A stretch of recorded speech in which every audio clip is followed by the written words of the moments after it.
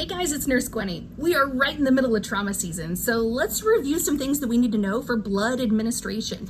If you're carrying both plasma and packed red blood cells, which one do you want to give first in your actively bleeding patient? I know what you're thinking, because it's what I used to think too. Of course I want to give the red blood cells first, because this is the oxygen carrying capacity of the blood, and that's my patient's problem. They're not able to bring oxygen down to the tissue to perfuse themselves. However, that's not the correct answer. We want to give plasma before we give the packed reds, because where are all of our clotting factors?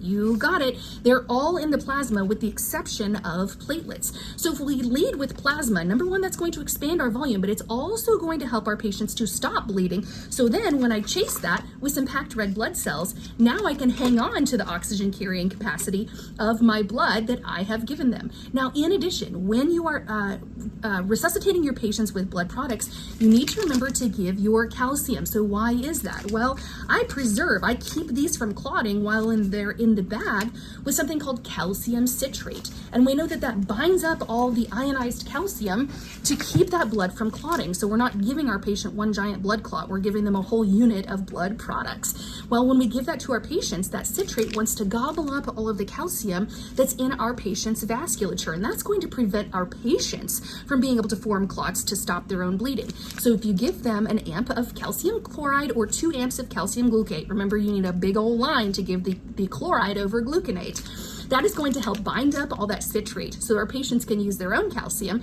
to help clotting.